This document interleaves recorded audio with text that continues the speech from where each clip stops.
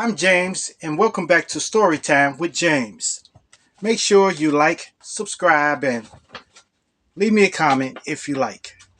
All right, this one is called Now they get me in the cell. Now they get me in the cell. Yes. Yes, this is how they got me in the cell. Okay, look, it was one day. Me and my partners was out hanging out, causing trouble. Okay, causing trouble. One of my partners got into it with a person, and this person ran in the house, and he called 12. So 12 came. When they got there, they came to us. They got all of us, and they searched all of us. They searched us all, and then they ran our names in their database to find out if we had, anything on us or something like that. So they ran us, and then all of us, all five of us, had warrants. Yes, all five of us had warrants. Okay, so some of them they took to Cook County Correctional Center, and some of us went to, well, just two of us went to 11th and State. You know, 11th and State was kind of cool. It was like the benches was made out of wood, so it wasn't that bad. It wasn't like none of the substations, like 51st Street or 71st and stuff, just street substations like that. So it wasn't like those substations where they had steel benches. Where if you laid on those, man, you be sore and everything. Okay, so after I got to 11th Estate, like I want to say about like 8 or 9 hours later, I got to see the judge. So I was in front of the judge standing there, and the judge said he ran down, said I was everything that I done back in the past. He ran down all the bad stuff I've done in the past, and he said then he looked at the at the deputies, and he told them uncuff them, and he uncuffed me. So I took my hands out of the cuffs and everything, and then he said, "Look here, if I ever see you back in my courtroom again, you you are gone. You understand me? I'm gonna throw the book at you. You understand?" I said, "Yes, sir." And he told me, he said, "All right, get out of here. Get out of here." So I started walking. He said, "Come back here, come back." And I came back to him. He said, "When I say get out of here, I mean run out of here. Run out." So I turned around. I started walking. He said, "Come back here. I'm not gonna tell you no more. Run out of here. Hightail it, hightail it."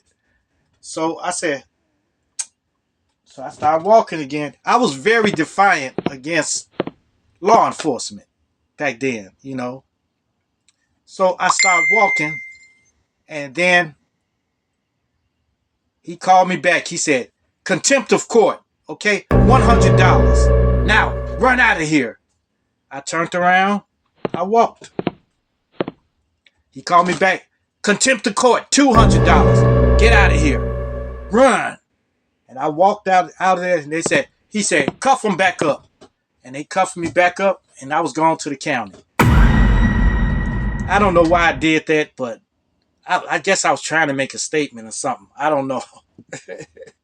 So, hmm.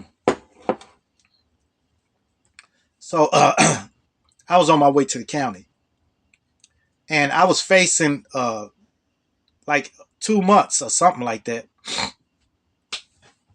So when I got to the county, it took them 8 hours to process me in. 8 hours. So it was long, and they violated me too. Bend over and spread them. Bend over and spread them. Bend over and cough. And then they stuck me with a needle and wouldn't tell me what was in it, what they was sticking me with. They stuck me with a needle. They said, "Come here, come here." And I was struggling with them, and they cuffed my hands down there and made me stay still. And and they put something in me. I don't know what it was, you know.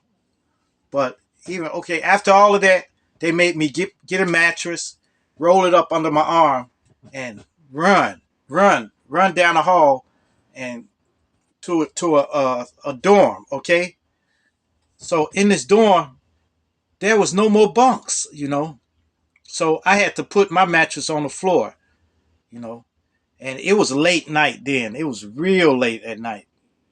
So I didn't know, but they put me in a cell with a lot of the cobra stones. Okay, cobra stones. So I got in there, and this guy said, "Hey, my name Red. Red Dog, Red Dog." And I said, "So what, man?" And then he said, "Man, you can't be over here. You can't be over here. Telling me I can't be where I can't be. So me and him started rolling. I was quick to fight back then. I was really quick to fight. I would go from 0 to 100 in a minute.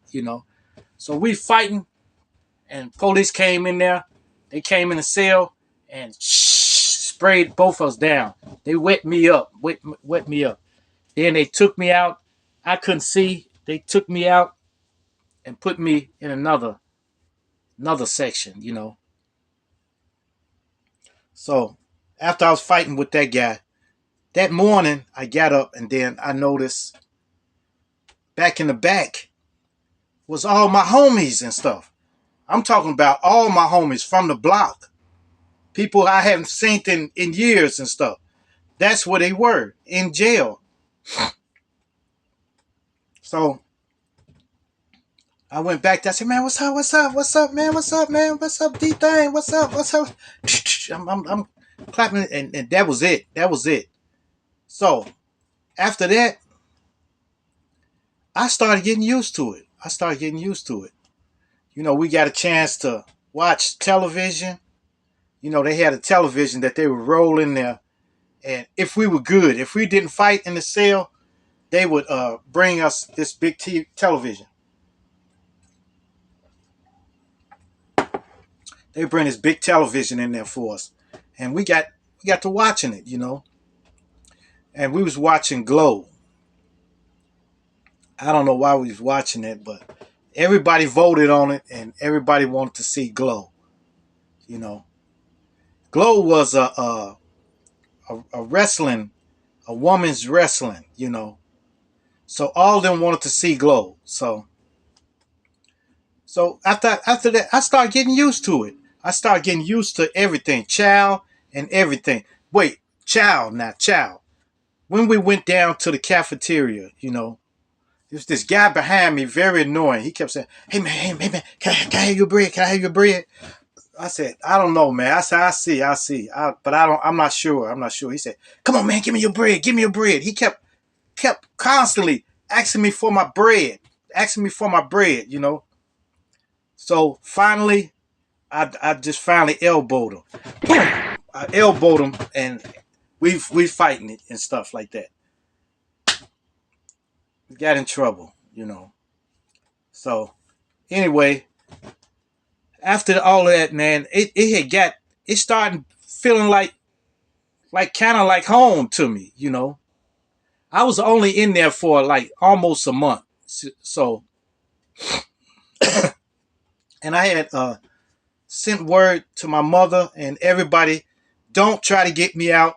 Don't try to contact me. Don't come down here for visitation. Don't even just forget I was living. So after when I was getting ready to get out, I I don't know. I guess my mother called down to find out if I was getting out. So they probably told him I was getting processed out.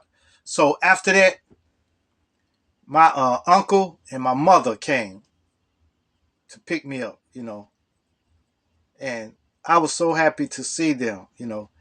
But it took me 8 hours to get processed out too.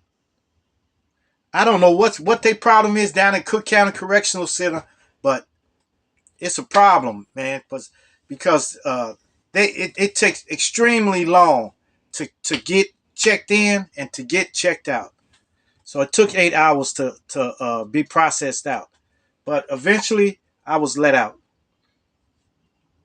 And when we was walking out, we walking up a ramp, and I looked up in the sky and I saw the moon.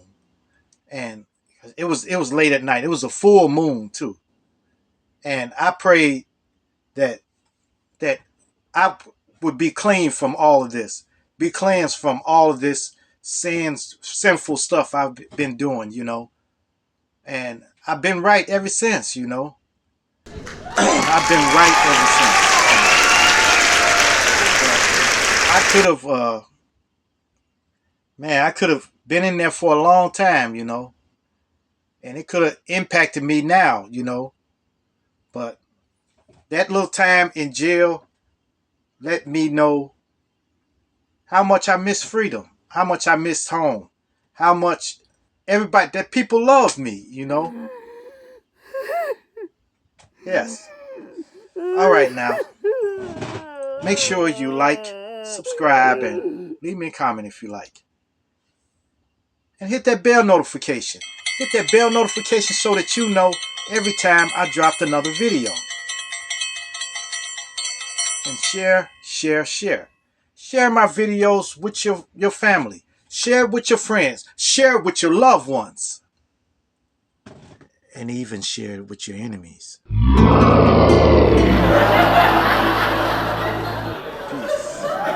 Adios. Salamat. Salamat!